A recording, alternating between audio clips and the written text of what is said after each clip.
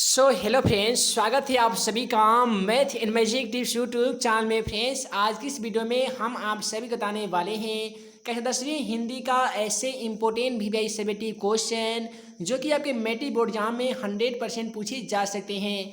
तो अगर आप इस मैट्रिक का एग्ज़ाम दे रहे हैं तो आज का यह वीडियो आप सभी के लिए काफ़ी ही महत्वपूर्ण होने वाला है।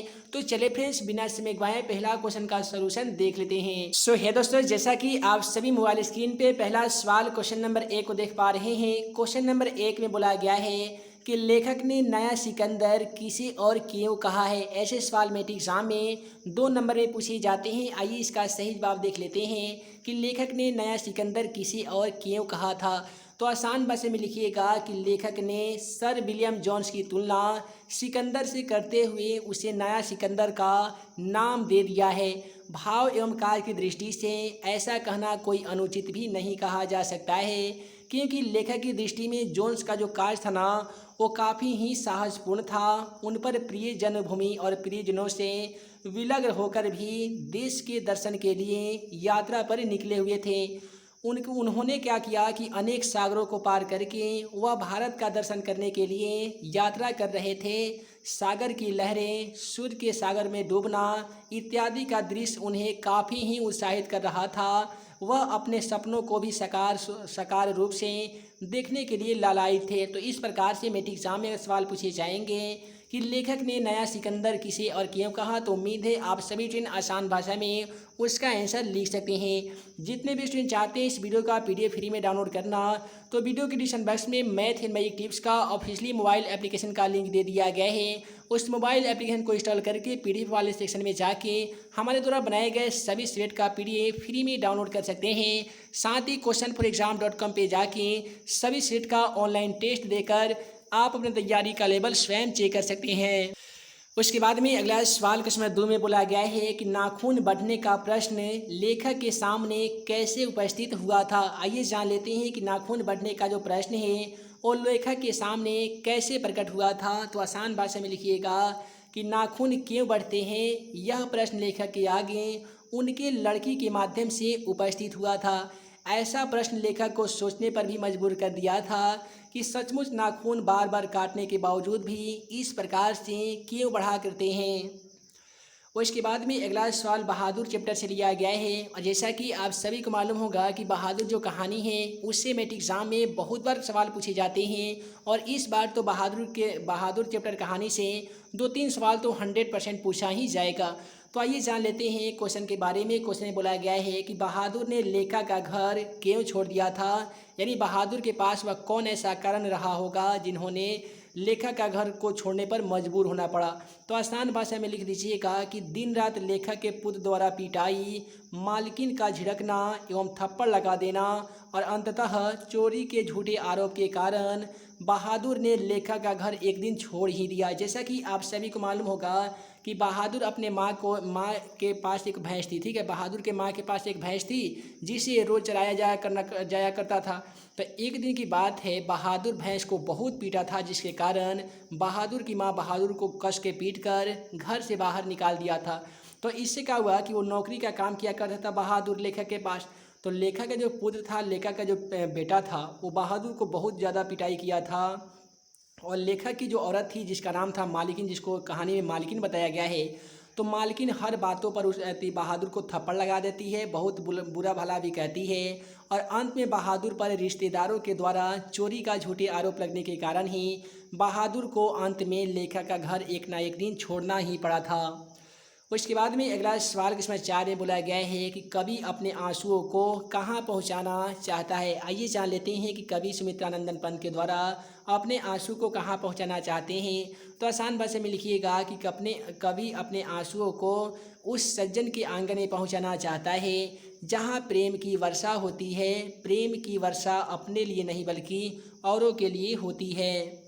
उसके बाद में अगला जो सवाल बोला गया है कि निम्नलिखित पंक्तियों का भावार्थ लिखें। और ध्यान रहे इस प्रकार से तो मैट्रिक एग्जाम में एक कविता 100% में पूछे जाते हैं और आप सभी से बोला जाता है निम्नलिखित पंक्तियों का भावार्थ लिखिए, या ऐसे सवाल पूछे जाते हैं कि निम्नलिखित कविताओं का या निम्नलिखित पंक्तियों का व्याख्या कीजिए। तो यहाँ पे बोला गया है भारत माता ग्राम वासिनी खेतों में फैला है श्यामल, धूल भरा मैलासा आंचल, गंगा जमुना की आंसू जल, इस प्रकार से एक कविता है।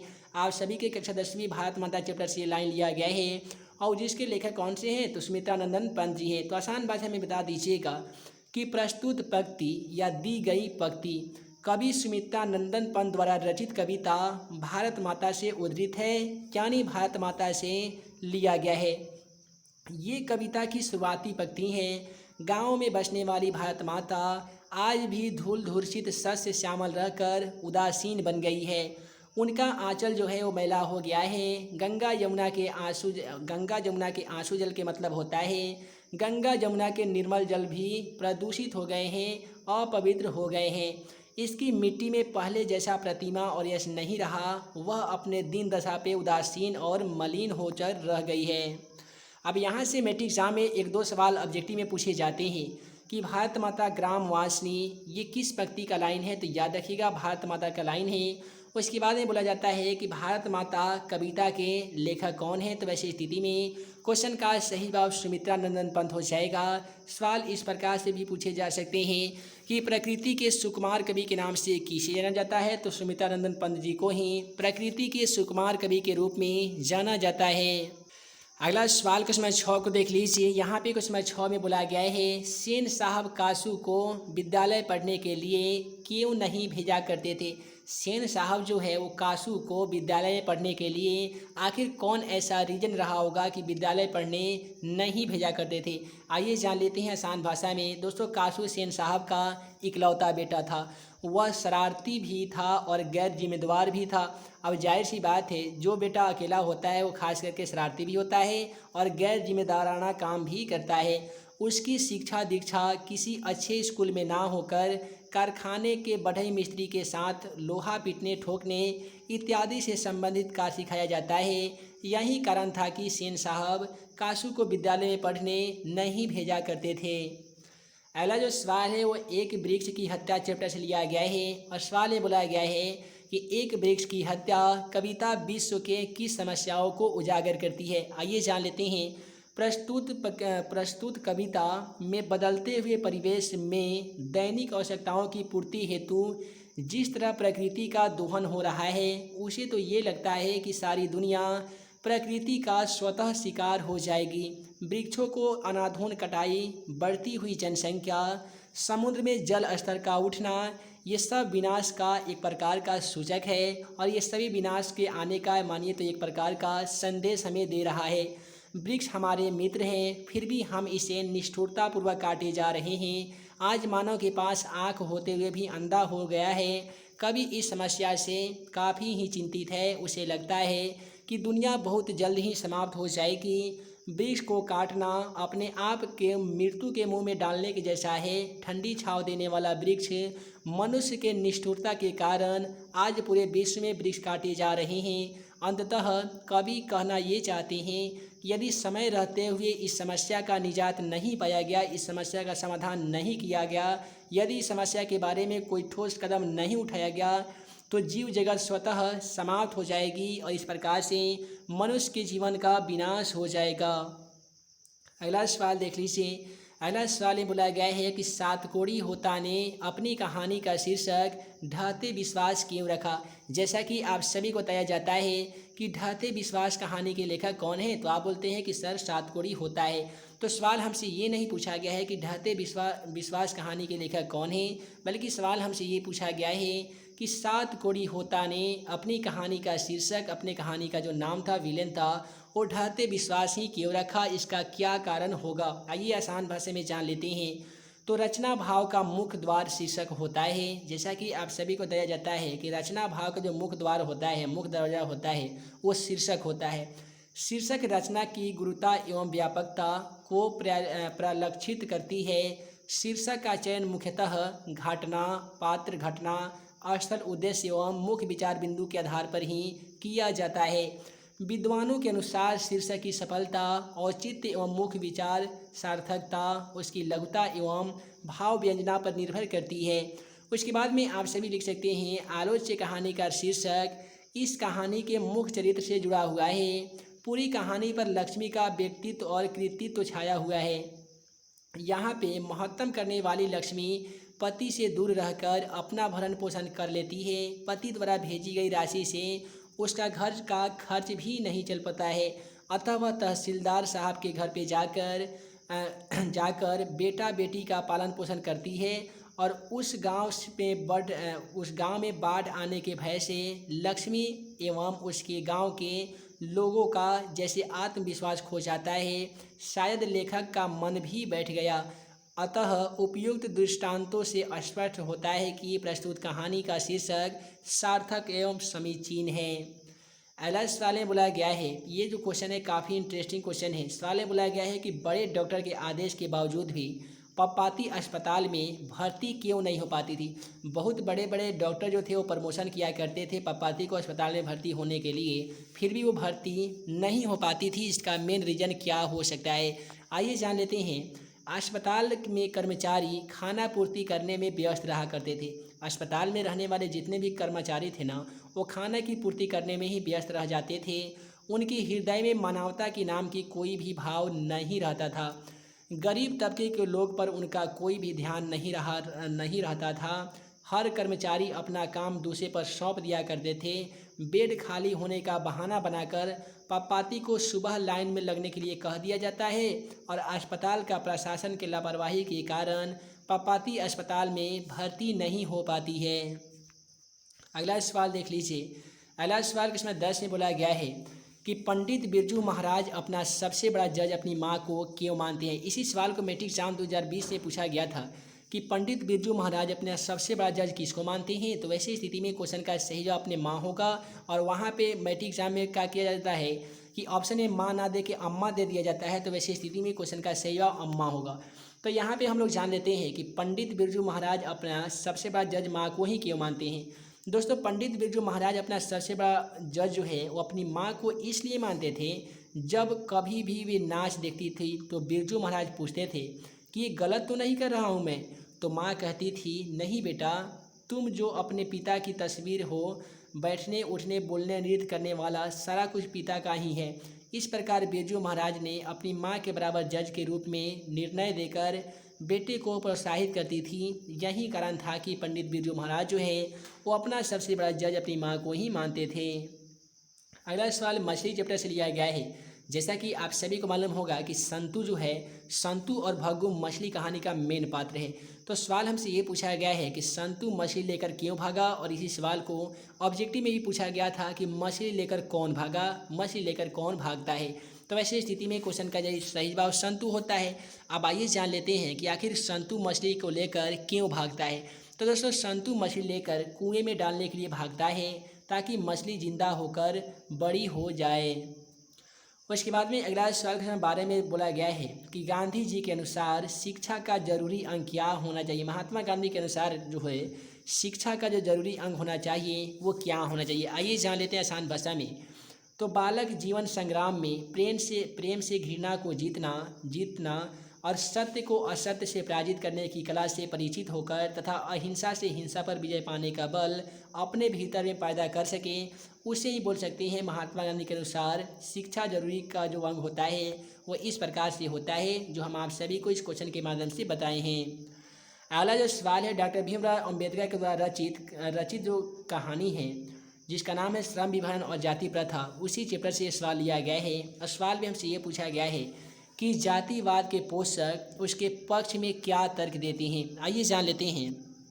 आसान भाषा में लिख सकते हैं कि जातिवादियों का कहना ये है कि आधुनिक सभ्य समाज में कार्य कुशलता के लिए श्रम विभाजन आवश्यक है। यानी अभी समाज में जितने भी कार्य करना होते हैं वो कार्य में कुशलता के लिए श्रम विभाजन का तो होना आवश्यक है, किंतु श्रम विभाजन जाति प्रथा का ही दूसरा रूप है। हिंदू धर्म पेशा परिवर्तन की अनुमति नहीं देता है। परंपरागत पेशों में व्यक्ति दक्ष हो जाता है और वह अपना कार्य सफलतापूर्वक संपन्न करता है।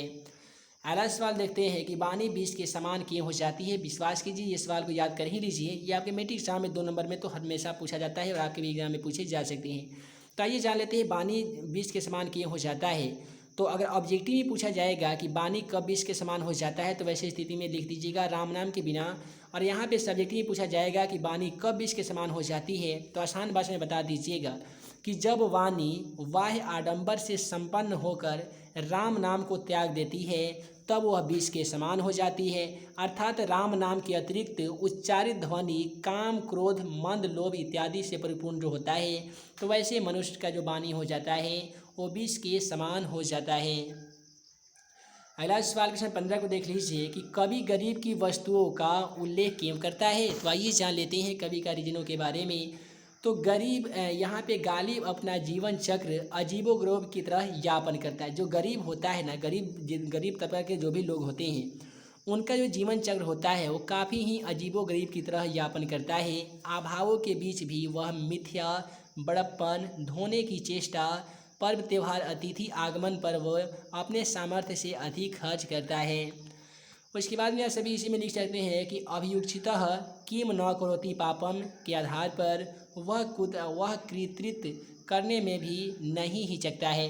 अगला सवाल हम लोग देखते हैं कि बहादुर अपने घर से क्यों भागा था। काफ़ी सिंपल सवाल है। बहादुर जो है वो अपने घर से क्यों भाग जाता है, आइए जान लेते हैं। क्या होता है कि बहादुर के पिता जीवित नहीं थे। बहादुर के जो पिता थे वो मर चुके थे, केवल उनकी माँ जीवित थी। उनकी माँ ही घर को चलाती थी, जो स्वभाव में गुस्सैल होने के कारण बहादुर का भूत बहुत मारती पीटती थी। देखिए, बहादुर की माँ का जो स्वभाव था ना वो काफ़ी गुस्सैल होने के कारण बहादुर को हमेशा मारती पीटती रहती थी। एक दिन जब उसने अपने भैंस को पीटने जाने के कारण बहादुर को बहुत बेरहमी से मारा, बहुत बेरहमी से पीटा, जिससे वह तंग आकर बहादुर ने एक दिन अपना घर छोड़ दिया। अगला सवाल देख लीजिए क्वेश्चन 17 को कि लेखक क्यों पूछता है कि मनुष्य किस ओर बढ़ रहा है, पशुता की ओर या मनुष्यता की ओर।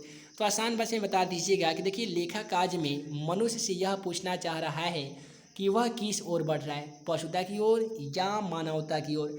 नाखून क्यों बढ़ते हैं, आबोध बालिका का यह प्रश्न मनुष्य जाति को कटघरे में खड़ा कर दिया है। अस्त्र शस्त्र की होड़ में लगा हुआ मानव आज पशुता की ओर बढ़ रहा है। यह हमारी पाश्विक वृत्ति का परिणाम है। यह मानव सब का संहारक रूप है, सृष्टि का विनाशक रूप है। तो इस प्रकार से आज की इस वीडियो में हम आप सभी को बता दिए हैं हिंदी का ऐसे इम्पोर्टेंट VVI सेलेक्टिव क्वेश्चन जो कि आपके मैट्रिक बोर्ड एग्जाम के लिए काफ़ी ही इम्पोर्टेंट था। उम्मीद है कि आज का यह वीडियो आप सभी को पसंद आया हो तो वीडियो को लाइक करें, अपने दोस्तों के साथ शेयर करें। ऐसे ही नए नए वीडियो पाने के लिए आप हमारे YouTube channel math and magic tips को सब्सक्राइब करना बिल्कुल ना भूलिएगा। जितने भी स्टूडेंट इस वीडियो का PDF डाउनलोड करना चाहते हैं, डिस्क्रिप्शन बॉक्स में सभी PDF का लिंक दे दिया गया है। मोबाइल एप्लीकेशन को इंस्टॉल करके PDF वाले सेक्शन में जाके PDF को डाउनलोड कर सकते हैं। साथ ही questionforexam.com पे जाके सभी सब्जेक्ट का ऑनलाइन क्विज भी खेल सकते हैं। तो हे दोस्तों, मैं मुकीम अंसारी जल्द मिलूंगा अगले वीडियो में नए VVI क्वेश्चन के साथ। तब तक के लिए वीडियो देखने के लिए बहुत बहुत धन्यवाद।